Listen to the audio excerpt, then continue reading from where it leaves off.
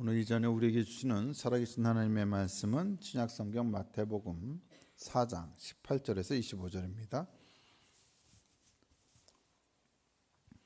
신약성경 마태복음 4장 18절에서 25절.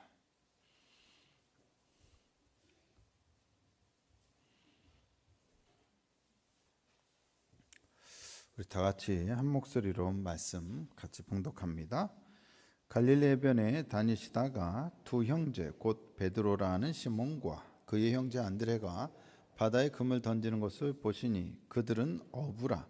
말씀하시되 나를 따라오라. 내가 너희를 사람을 낚는 어부가 되게 하리라 하시니 그들이 곧 그물을 버려두고 예수를 따르니라.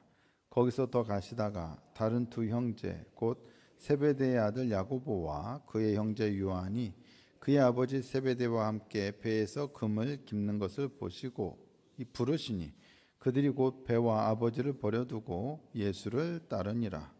예수께서 온 갈릴리에 두루 다니사 그들의 회당에서 가르치시며 천국 복음을 전파하시며 백성 중에 모든 병과 모든 약한 것을 고치시니 그의 소문이 온 수리아에 퍼진지라. 사람들이 모든 앓는 자 곧 각종 병에 걸려서 고통당하는 자, 귀신 들린 자, 간질하는 자, 중풍병자들을 데려오니 그들을 고치시더라.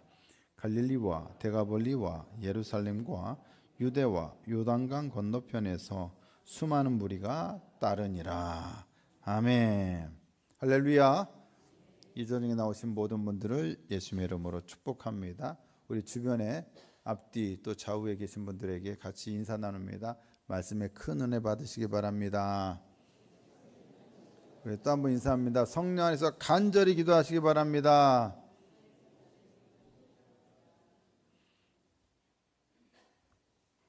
오늘 이 저녁은 삶의 치유와 회복을 위한 부르심이라는 제목으로 같이 말씀을 나누도록 합니다. 요즘 사람들을 낚는 일을 전문적으로 하는 사람들이 있습니다. 가장 흔한 것이 바로 뭘까요? 보이스 피싱입니다. 보이스, 목소리로 피싱, 낚는 거죠.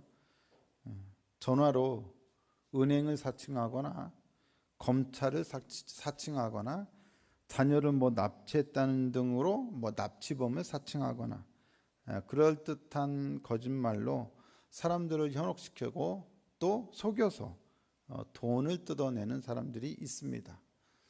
한 번쯤은 그런 전화를 다 받아보신 적이 있으실 것 같습니다. 그렇지 않습니까? 어떤 집에 강아지가 있었는데 이름이 정확하게는 모르겠는데 행복이었던 것 같습니다. 행복이를 너무 이 집에서는 사랑했습니다. 그래서 이 집은 택배를 시키면 꼭 주인 이름이나 이런 사람 이름이 아니라 이 강아지 이름 행복이로 택배를 시켰습니다. 꼭 받는 사람이 행복이로 되어 있어요. 한 번은 택배 받은 것을 아무 생각 없이 버렸는데 그것을 어떤 사람이 보고 행복이가 그 집 자녀인 것으로 오해를 했습니다. 그래서 그 사람이 보이스 피싱하려고 그 집에 전화를 걸어서 당신 자녀 행복이에게 큰 일이 생겼다고 얘기합니다. 무슨 일이냐고. 아무래도 행복이가 마약에 손을 댄 것 같다고. 전화를 받고 그럴 리가 없는데요? 그러니까 이 사람이 그럴 리가 없다고 하니까 무슨 소리냐고. 지금 행복이 집에서 뭐하고 있냐고. 그러니까 전화 받은 사람이 뭐라고 합니까? 우리 행복이 지금 사료 먹고 있는데요? 여러분, 보이스피싱을 사람들이 합니다. 이거는 그냥 오해해가지고 그냥 넘어갈 수 있는 일이었지만 사실 낚이는 사람들이 너무 많습니다. 저희 형수님도 은행에서 근무하는데 한 번 어떤 분이 왔는데 아무래도 보이스피싱을 당한 것 같다라는 겁니다. 그래가지고 계속 이 돈을 못 보내게 하려고 하는데도 그렇게 이분들이 완강하다는 거예요. 어른들이 한번 보이스피싱에 당하면 말릴 수가 없대요. 경찰이 와야 해결이 되는 겁니다. 사람을 낚는 것은 그런데 보이스피싱만 있지 않습니다. 요즘은 여러분들 많이 보시는 유튜브에서도 사람들을 낚는 일들이 많습니다. 그럴듯한 썸네일과 제목을 걸어두면 사람들은 뭔가가 있나 보다 하고 들어가 봅니다. 하지만 들어갔다가 곧 자기가 낚였다는 것을 알게 되는 경우가 있습니다. 내용과 전혀 상관없는 썸네일과 제목에 속아 넘어가는 겁니다. 하지만 분명한 것은 불의한 목적으로, 나쁜 목적으로 사람들을 낚으려고 하는 사람들은 그냥 사람들을 낚으려고 하지 않고 항상 치밀하게 이 사람들의 심리와 욕구를 파악하고 타겟으로 삼은 사람들에 대한 어느 정도의 신상까지 파악해서 누구나 속아 넘어가 믿을 수밖에 없을 정도로 철저하게 준비해서 속입니다. 그렇기 때문에 낚이기가 쉬운 겁니다. 낚일 수가 있는 겁니다. 우리가 이 나쁜 사람들 세상에서 없어지도록 기도해야겠습니다만 한 가지 우리가 그래도 배워야 할 점이 있습니다. 적어도 사람들을 낚으려면 이 정도의 철저함과 노력은 필요하다라는 겁니다. 사기도요 그냥 치지 않죠. 얼마나 철저하게 준비하고 칩니까? 연구하고 칩니까? 그 좋은 머리로 좋은 일 있으면 얼마나 좋겠습니까마는 사람들이 참 좋은 머리 갖고 못된 짓을 많이 합니다. 어쨌든 사람들을 낚으려면 아주 기발한 방법을 써내야 합니다.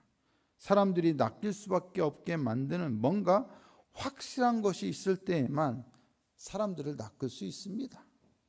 사실 사람을 낚는 일을 아주 잘하셨던 분이 계셨습니다.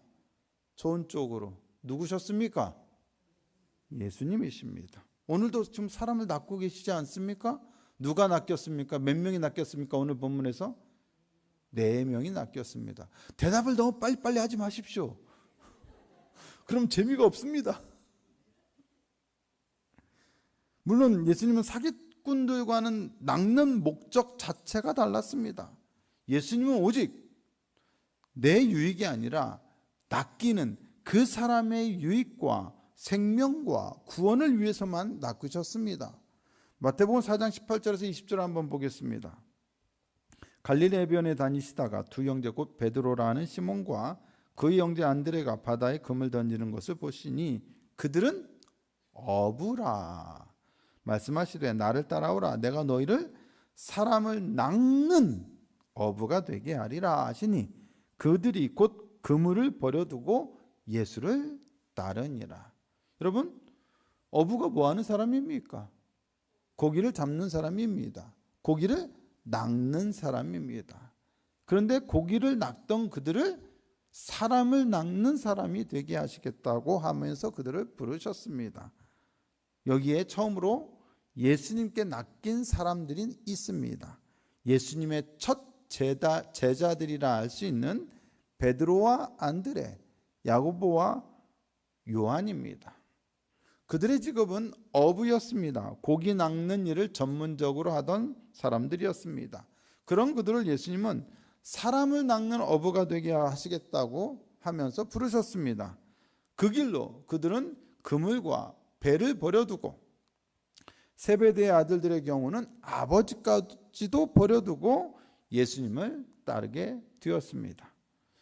우리가 잘 아는 이야기지만 그래도 우리는 한 번쯤 질문을 던져보아야 합니다.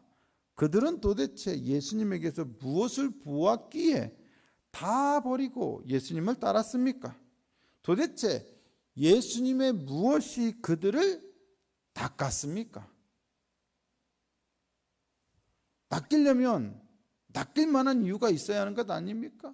도대체 무슨 이유입니까? 뭐에 그들이 낚인 겁니까? 당시에 갈릴리의 어부라면 큰 부자는 아니더라도 먹고 사는 데는 사실 아무런 지장이 없던 사람들이었습니다. 물고기는 많았고 시장도 좋았습니다. 가버나움 인근에는 당시 국제도로였던 해변길이 지나가고 있었고 또 갈릴리는 군인, 여행객, 순례자, 행상인들이 오고 가는 국제적인 지역이었기 때문에 그들이 잡은 생선에 대한 수요는 늘 충분했습니다. 생선을 사갈 사람들은 많았습니다. 심지어 갈릴리에서 잡은 생선은 소금으로 절여서 예루살렘에게까지도 판매되고 있었습니다. 여러분, 우리가 잘 아는 성경의 여인 중에 예수님과 관련해서 유명한 여자 중에 한 명은 여러 마리아가 있는데 그 중에서도 또 우리가 아는 사람이 막달라 마리아입니다. 막달라 마리아를 모르는 사람은 없습니다. 그런데 왜 막달라 마리아를 막달라 마리아라고 부릅니까? 이유가 뭐죠? 간단해요. 나사렛 예수를 왜 나사렛 예수라고 부르냐? 예수님이 나사렛 출신이기 때문에 그렇습니다. 주일 날 설교했지 않습니까? 구레네 시몬을 왜 구레네 시몬이라 부른다고요? 구레네 출신이기 때문입니다. 마찬가지로 막달라 마리아를 왜 막달라 마리아라고 부른다고요? 막달라 출신이기 때문입니다. 막달라가 동네 이름인 걸 처음 아셨습니까 오늘? 네, 오늘 이제부터는 분명히 아셔야 합니다. 막달라는 지역 이름입니다. 동네 이름입니다. 그런데 여러분, 막달라가 어떤 마을인지 혹시 아십니까? 오늘날 막달라로 추정되는 곳에 가보면 물고기 잡던 배가 전시되어 있고 거기에 이제 전시관이 있습니다. 당시 물고기 산업이 그 동네에서 번성했음을 증거해주는 고고학적 증거들, 발굴물들을 볼 수가 있습니다. 히브리어로 막달라는 물고기 망대라는 뜻입니다. 물고기 망대. 그리고 막달라 이 마을의 헬라식 이름은 타리케이입니다. 타리케이. 근데 이 타리케이란 말이 무슨 뜻이냐? 소금에 절인 물고기라는 뜻입니다. 그러니까 마을 이름 자체가 이 마을의 주요 산업이 무엇이며 이 마을이 어떤 마을인지를 잘 알려주고 있습니다. 물고기를 잡아서 뭐합니까? 소금에 절이는 동네입니다. 막달라는 갈릴리에서 잡은 물고기를 건조해서 소금으로 절인 것으로 유명했습니다. 훌륭한 절임용 물고기를 시장에 공급했던 그런 마을이었던 겁니다. 막달라는 갈릴리 지역에서는 그래도 그런 것 때문에 잘 알려진 마을이었던 것입니다. 그래서 막달라 마리아라고 말하는 겁니다. 막달라가 이름이 있으니까. 여기서 알 수 있는 것은 갈릴리의 고기잡이 사업이 경제적으로 나름 괜찮은 사업이었다라는 것입니다. 지도를 한번 보시면 잘 보이시나요? 네, 오늘은 제가 특별히 포인터를 준비했습니다. 네, 여기가 바로 막달라입니다. 여기가 가버나움, 여기가 벳세다. 벳세다가 어떤 곳입니까? 벳세다는 바로 베드로, 요한, 안드레 이런 사람들의 고향입니다. 원래 고향. 그런데 나중에 베드로는 가버나움에 와서 살았죠. 이사 와서. 여기가 가버나움이에요. 그리고 여기 이런 표시들이 다 보일 겁니다. 너무 작아서 잘 안 보이나요? 이런 표시들이 바로 다 뭐냐? 항구가 있던 표시입니다. 항구가 있었던 동네들마다 다 이런 표시를 지금 해놓고 있습니다. 예, 다 항구가 있는데 막달라도 항구가 있습니다. 여기가 막달라입니다. 예, 다음 그림 보여주시면 이걸 좀 다른 형태로 보여주면 이렇게 되어 있습니다. 이게 갈릴리 호수에 사람 심장하고 좀 비슷하게 생겼습니다. 여기가 바로 완전히 서쪽이죠. 왼쪽 여기가 막달라이고요. 가버나움, 벳세다입니다. 조금 확대해서 보면 여기가 막달라, 가버나움, 벳세다 이렇게 여기 표시들이 다 뭡니까? 이게 다 항구가 있었던 지역에 대한 표시입니다. 그러니까 갈릴리에는 어업이 발전할 수밖에 없었습니다. 왜? 물고기가 많으니까요. 그래서 물고기를 잡기 때문에 뭐가 필요합니까? 항구가 필요했던 것이고 군데군데 다 이런 식으로 보면 다 항구가 있었던 것입니다. 충분히 지도가 이해가 되실 겁니다. 그러니까 막달라는 소금을 절인 물고기를 팔던 동네였고 그렇다면 그것이 잘 됐다면 막달라라고 하는 지역은 그래도 나름 어업으로 호황을 누리던 그런 동네 중에 하나였을 것으로 추정됩니다. 요한복음 18장 15절에서 16절을 보시면 이런 말씀이 있습니다. 이제 예수님께서 대제사장의 관정에 들어가서 이제 끌려가서 신문을 받을 때 제자들이 그곳을 따라가는 겁니다. 시몬 베드로와 또 다른 제자 한 사람이 예수를 따르니 이 제자는 대제사장과 아는 사람이라 예수와 함께 대제사장의 집들에 들어가고 베드로는 문 밖에 서 있는지라. 대제사장을 아는 그 다른 제자가 나가서 문 지키는 여자에게 말하여 베드로를 데리고 들어오니. 여러분, 이 다른 제자는 누구입니까? 전통적으로 이 제자를 사람들은, 학자들은 요한복음의 저자인 사도 요한으로 보고 있습니다. 요한복음은 이 제자가 대제사장과 아는 사람이었다라고 말하고 있습니다. 그러면 한낱 갈릴리의 어부에 불과한 사람이 어떻게 당시 유대에서 가장 지체 높은 대제사장을 알고 지냈을까요? 어떻게 알고 있을까요? 제가 오늘날 개인적으로 아는 국회의원은 한 명도 없습니다. 장관도 없습니다. 대통령은 말할 것도 없지요. 그런데 유대에서 가장 높은 사람입니다. 그런데 요한이 그 사람을 알고 지냈다고 말합니다. 어떻게 알았을까요? 추정컨대 요한의 아버지 세베대는 갈릴리에서 잡은 생선을 대제사장의 집에 납품하는 사람이었을 것입니다. 자연스럽게 아버지 일을 돕던 요한도 대제사장의 집에 물고기를 납품하러 다녔을 것이고, 그런 일들로 그 집 하인들을 잘 알고 지냈을 가능성이 큽니다. 때문에 그가 대제사장의 집들에 들어가는 데에는 아무 어려움이 없었을 것이고, 그 얼굴을 알고 지내는 그 관계 때문에 베드로까지도 관정 안으로 데리고 들어올 수 있는 상황이 되었던 것입니다. 비록 이것들을 보았을 때 갈릴리의 어부일지라도 베드로와 안드레, 야고보와 요한은 얼마든지 먹고 사는데 지장 없는 사람이었을 것입니다. 그들이 배와 그물을 버려두고 예수님을 따른다는 것은 이러한 자신들의 안정적인 삶을 포기한다는 것을 의미합니다.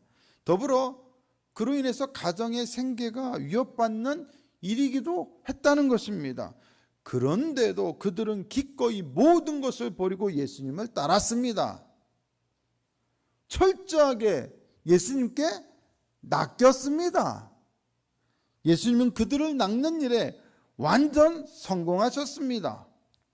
도대체 아무것도 가진 것이 없으신 예수님, 그들의 삶을 위해 아무것도 보장해 줄 것이 없으셨던 주님은 어떻게 그들을 낚으셨을까요? 마태복음 4장 23절에서 24절을 보겠습니다.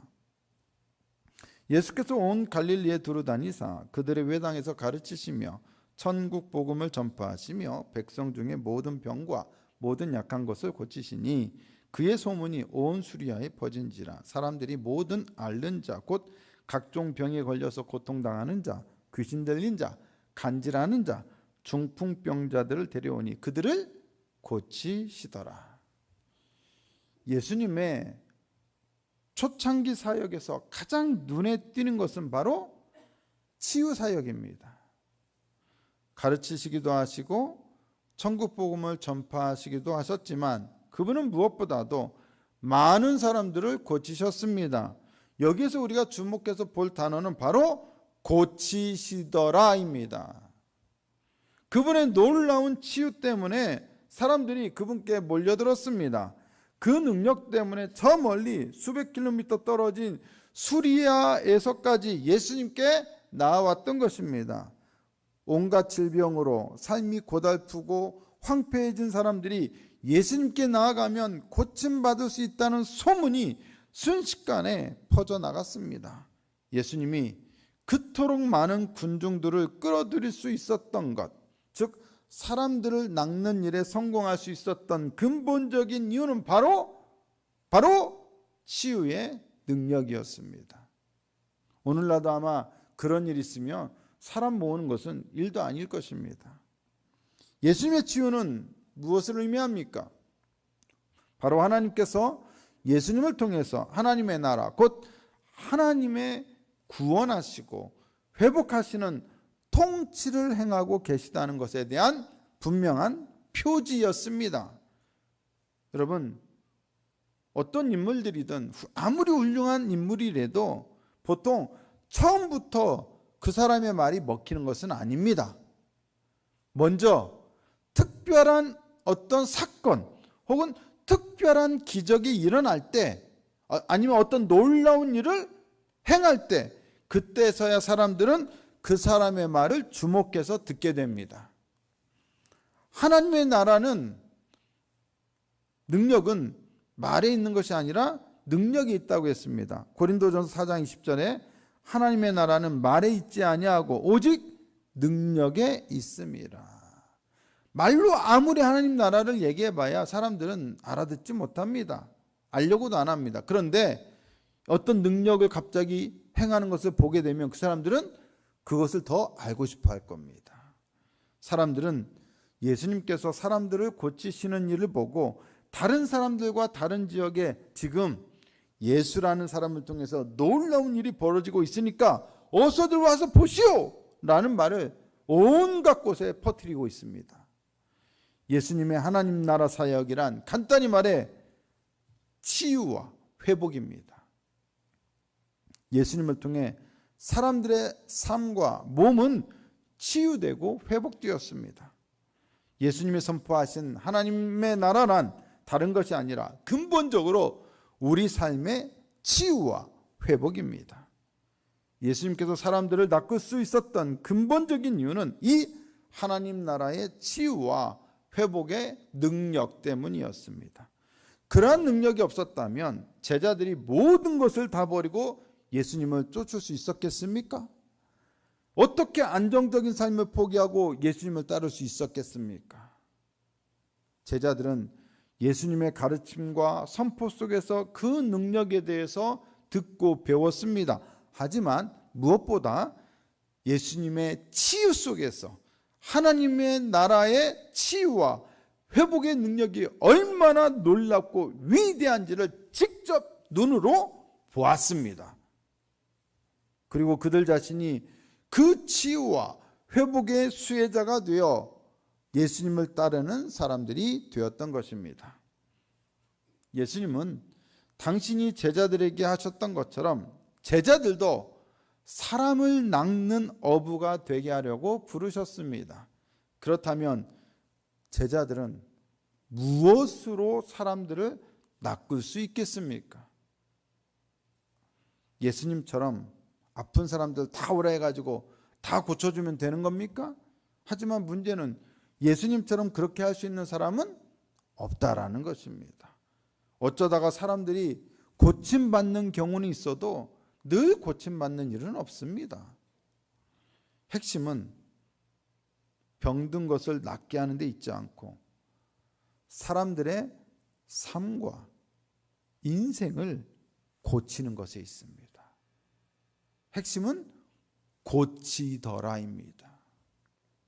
모든 사람의 삶은 다 저마다의 문제와 아픔과 상처로 고장나고 망가지고 부서져 있습니다. 몸만 아픈 것이 아니라 마음도 아프고 정신도 아프고 가정도 아프고 삶도 아픕니다. 세상의 아픔과 고통이 누적되고 쌓이다 보면 누구라도 결코 온전할 수 없습니다. 과거의 어떤 경험 때문에 큰 상처와 아픔을 당한 일이 있으면 그와 비슷한 상황을 겪게 되면 그 아픔과 상처가 다시 돋아납니다. 심한 경우에는 공황 증세까지도 일어납니다. 자라보고 놀란 가슴 소뚜껑 보고 놀라기 마련입니다. 제가 예전에도 한번 말씀드린 적이 있었는데 제 선배, 대학 선배가 선교사로 이집트로 갔다가 이집트에서 그만 물놀이 중에 하나밖에 없는 아들이 익사할 뻔한 사건을 경험했습니다. 감사하게도 하나님께서 죽었던 아이였습니다. 그런데 기적적으로 살려주셨습니다. 아주 잠깐이지만 한 아이의 엄마는 하나밖에 없는 아들의 죽음을 자신의 눈앞에서 목격했습니다. 하나님의 은혜로 기적적으로 살아나서 지금 대학도 잘 다니고 있고 건강하지만 당시에는 정말로 큰 충격이었을 것입니다. 이 아들이 익사할 뻔한 사건을 경험한 이후에 트라우마가 생겼습니다. 이 선배에게 물을 보면 공황 증세가 발작하는 겁니다. 심지어 이 컵은 유리컵은 아닙니다만 유리컵에 담겨져 있는 물만 봐도 그 공황 증세가 일어날 정도라고 합니다. 우리 안에 상처들이 남아 있습니다. 지금은 멀쩡한 것 같고 다 건강한 것 같아도 누구나 어떤 인생에게나 다 말할 수 없는 상처, 치유받지 못한 상처, 회복되어야만 하는 상처와 아픔이 다 있습니다. 심리적으로, 정서적으로, 정신적으로 많은 것들이 있습니다. 가정에서나 직장에서나 교회에서나 그런 일들이 많습니다. 살다 보면 누구에게나 상처와 아픔은 남기 마련입니다. 치유되고 회복되어야 할 것들이 우리들에게는 정말로 많습니다. 모두가 정도의 차이만 있을 뿐 다 상처와 아픔과 고통을 안고 살아갑니다. 요르단에서 친하게 지냈던 한 선교사님이 참 똑똑하고 알아보도 잘하고 우리 교단 출신 선교사님이신데 참 인정받을 만한 선교사셨습니다. 그런데 그분하고 대화 나누는 중에 한 번은 그런 얘기를 합니다. 자신이 요르단에 와서 우리 교단은 4년 사역을 하고 4년 사역이 끝나면 의무적으로 안식년을 보내게 되어 있습니다. 정책적으로 선교지에 있으면 안 되고 안식년을 보내러 가야 합니다. 그래서 본인들은 미국으로 갔다는 겁니다. 그리고 미국에 플러 대학교가 있는 그쪽으로 선교사들이 공부도 하고 안식도 할 겸해서 많이 온다고 합니다. 그래서 거기 가서 1년을 안식했는데 그때 그곳에 다른 선교지에 있던 다른 선교사님들이 오는 중에 한 사모님이 계셨는데 이 사모님이 바로 심리학을 전공한 사람이었다고 합니다. 그래서 거기에 안식하러 오신 선교사님들을 상담도 하고 심리 테스트도 해주는데 자기도 한번 받았다는 겁니다. 그랬는데 놀랍게도 자기에게서 심리 테스트 결과 우울증 증세가 있는 것으로 나왔다랍니다. 되게 건강하고 멀쩡합니다. 똑똑합니다. 아무 문제 없는 것처럼 보입니다. 그런데 자기도 놀랄 정도로 우울증 증세가 있다는 것을 받아보고 놀랐다는 겁니다. 그러면서 하는 말이 자기는 몰랐는데 다 그게 있다라는 겁니다. 선교사들에게 타 문화권에서 타 종교권에서 타 언어권에서 산다는 게 나름 각자 많은 스트레스가 있었던 겁니다. 특히 선교사로 살아가는 사람들에게. 지난 주일에도 대만 선교사님 우리 교회 방문하셔서 말씀을 청년부에서 선교 보고 가셨는데 그분하고 이제 저녁에 식사 대접하면서 교제를 나눴는데 그분들이 그래요. 참 힘들다는 거예요. 대만도 만만치 않게 힘들다는 거예요. 그래서 저는 그게 참 이해가 됐습니다. 왜? 그 선교사님한테 이미 얘기를 들은 적이 있었거든요. 그러면서 그 요르단에 있던 그 선교사님이 하는 말이 많은 선교사들이 그렇게 우울증 증세가 있는 테스트 결과를 자기도 받았고 많은 사람들이 받은 걸 보고 하는 말이 농담 반 진담 반으로 요르단에 있는 선교사들 아마 다 대부분 정신병자일 겁니다. 이런 얘기를 합니다. 진짜 정신병자가 아니라 우울증 증세가 알게 모르게 다 있다는 얘기입니다. 심각한 정신적인 문제가 있다는 게 아니라 여러분 누구에게나 다 그런 현대인들은 우울증 증세가 어느 정도 다 아마 심리 테스트에 보면 분명히 어느 정도는 다 나올 겁니다. 왜 우리가 기도해야 합니까? 우리의 상처와 아픔들을 우리가 우리의 힘으로 고칠 수 없기 때문입니다. 오직 하나님만 고치실 수 있으십니다. 그래서 우리는 기도해야 합니다. 여러분, 그래도 상식적으로 그냥 일반 상식적으로입니다. 그게 늘 정답은 아닙니다만 일반 상식적으로 선교사 하면 다 믿음이 좋다라고 생각하지 않겠습니까? 다 선교 훈련 받고 믿음으로 승리하려고 선교지에 나가서 복음으로 목숨 걸고 사역하려고 갔던 사람들이, 그 사람들이 믿음이 없어서 공황장애가 생기고 상처를 입고 충격을 먹고 우울증 증세가 생기는 겁니까? 믿음이 없어서 그럽니까? 기도 안 해서 그럴까요? 말씀 안 읽어서 그럴까요? 복음에 대한 확신이 없어서 그럴까요? 아닙니다. 있습니다. 있지만 사람들은 다 그런 상처와 아픔들을 겪을 수 있습니다. 내 힘으로는 절대로 못 고치는 겁니다. 과거 갈릴리에서 예수님을 통해서 그러하셨던 것처럼 하나님은 지금 여기서도 우리들을 고치실 수 있으십니다.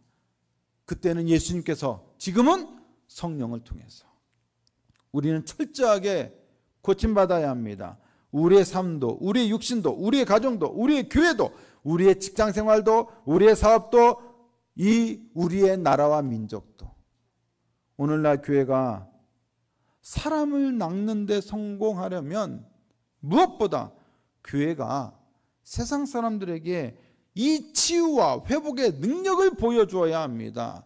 낚으려면 낚일 만한 뭔가가 있어야 할 것 아닙니까? 우리가 무엇으로 세상 사람들 낚을 겁니까? 우리가 뭐 그들에게 돈을 줄 수 있습니까? 뭔가 대단한 걸 줄 수 있습니까? 없습니다. 그러나 교회를 통하여 치유와 회복의 능력을 보여주면 그들은 낚일 수밖에 없습니다.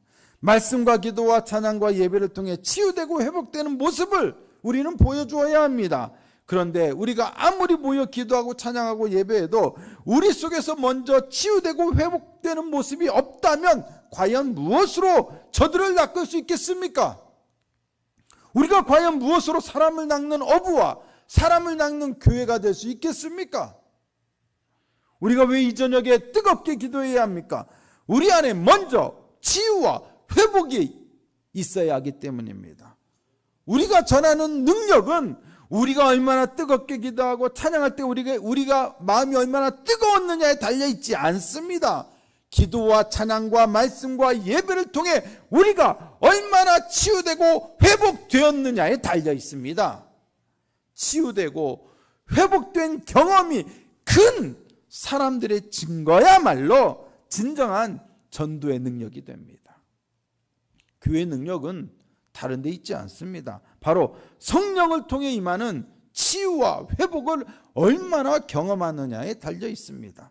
그것을 경험한 사람들은 말하지 않아도 전도하고 말하지 않아도 충성하고 말하지 않아도 신앙생활에 목숨을 걸게 되어 있습니다. 얼마 전에 뜻하지 않게 사업장 신방을 여러 군데 하게 되었습니다. 그러다가 이름만 들었지 한 번도 본 적이 없는 장기 결석자도 만나게 되었습니다. 근데 그분이 그날 신방을 받고 뜻하지 않은 신방을 받고 그동안 교회를 나와서 예배드리고 있지 않았는데 목사님을 보니까 교회 예배 9시 예배라도 좀 드려야겠다는 마음이 생겼다라는 것입니다. 그런 얘기를 전해 들었습니다. 감사했습니다. 그분이 목적도 아니고 타겟도 아니었는데 어떻게 그분의 마음이 그렇게 움직였다라는 것 때문에 참 감사했습니다. 신방을 통해서 누군가의 참 신앙 회복의 기회가 되었다면 더없이 감사하고 기쁜 일입니다. 여러분, 아무것도 아닌 것 같지만 어떤 한 계기로 누군가의 마음에, 식었던 마음에 또 교회 발걸음을 안 하던 그 발걸음에 뭔가 회복이 일어난다면 어떻게 되겠습니까? 그런 일들이 많아지고 쌓이면 그 교회는 어떻게 되겠습니까? 진정한 치유와 회복의 공동체가 되지 않겠습니까? 우리의 신앙도 회복되어야 하고 약한 몸도 회복되어야 하고 우리의 정신과 가정과 자녀들도 회복되어야 하지 않겠습니까? 하나 작은 것부터가 회복되는 역사가 일어날 때 교회는 치유와 회복의 공동체가 되고 세상에 보여줄 것들이 생기게 됩니다. 이처럼 교회는 무엇이든 치유와 회복의 공동체여야 합니다. 예수님의 부르심은 바로 이러한 삶의 치유와 회복을 위한 부르심이었습니다. 우리는 그러한 치유와 회복의 체험을 통해서 세상 사람들을 낚는 데 성공하는 사람들이 되어야 합니다. 변화는 우리 가운데 먼저 일어나야 합니다. 진정한 치유와 회복을 통해서 일어나는 변화를 우리가 먼저 경험해야 합니다. 우리는 뭘 해도 안 돼. 우리 집구성은 원래 그래. 내 인생이 원래 그렇지 뭐. 우리 교회가 뭐가 달라지겠어. 이런 식의 비관적이고 부정적인 생각과 말들은 예수님께서 우리를 왜 부르셨는지를 놓치고 있기 때문에 나오는 말입니다. 예수님은 제자들을 그들이 원래 살던 그대로 지질이 궁상맞게 살기를 바라서 부르신 것이 아니라 삶의 치유와 회복을 먼저 너희들이 경험하라고, 그리고 그 경험과 능력을 바탕으로 사람을 낚는 어부가 되라고 그들을 부르셨습니다. 우리에게 복음을 통한 그러한 경험이 없다면 도대체 우리는 무엇으로 사람을 낚을 수 있겠습니까? 우리가 기도를 통해 치유와 회복을 경험한 일이 없다면 도대체 무엇을 근거로 사람들에게 기도해 보라고 권유할 수 있겠습니까?